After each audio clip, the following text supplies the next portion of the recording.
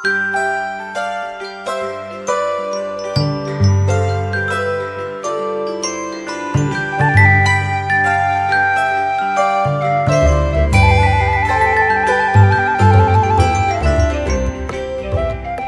pagi Bapak, Ibu, dan Saudara yang dikasih Tuhan.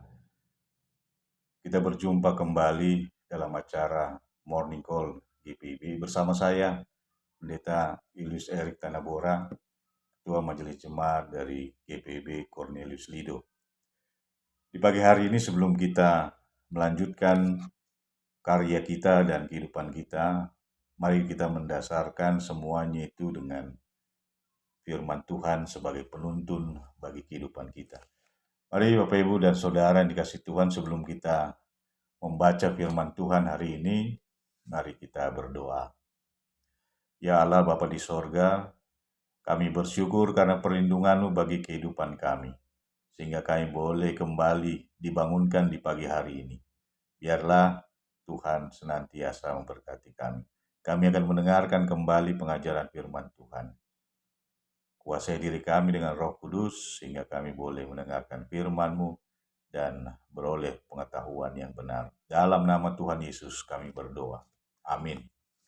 Bapak, Ibu, dan Saudara yang kasih Tuhan, mari kita membaca bacaan Alkitab kita pada pagi hari ini, hari Sabtu tanggal 24 Mei 2025.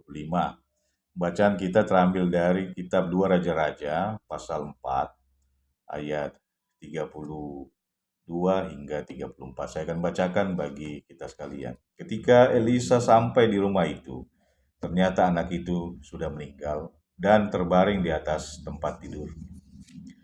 Ia masuk dan menutup pintu sehingga ia sendirian bersama anak itu. Lalu ia berdoa kepada Tuhan. Kemudian ia berbaring di atas anak itu dan menempatkan mulutnya di atas mulut anak itu, matanya di atas mata anak itu, dan telapak tangannya di atas telapak tangan anak itu. Ketika ia merebahkan diri di atas anak itu, badan anak itu menjadi hangat. Demikian pembacaan Alkitab, terpujilah Tuhan. Haleluya.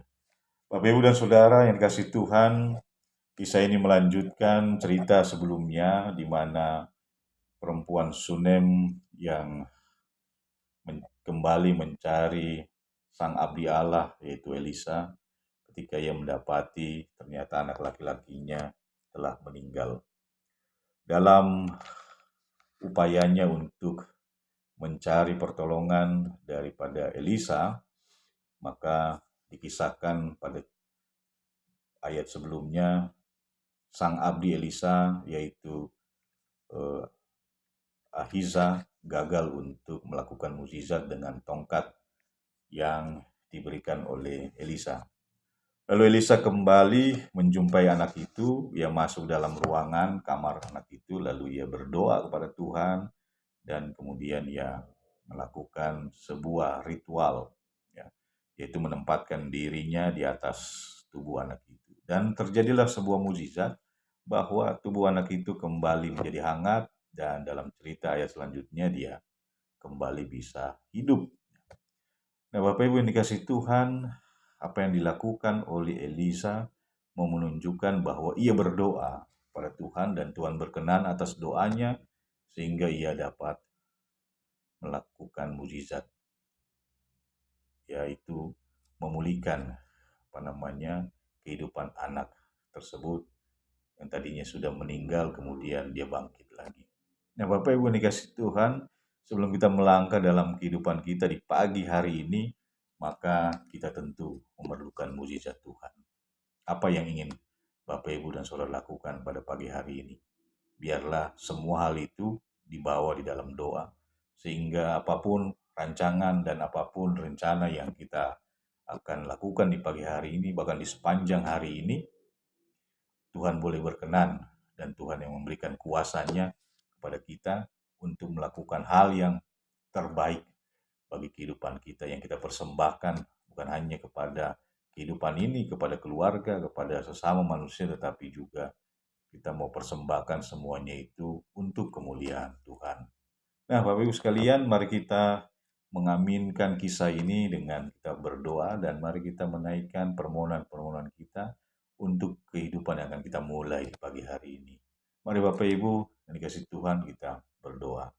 Ya Allah Bapa di sorga, Engkau yang Maha Kuasa, Engkau yang mempunyai semesta alam ini.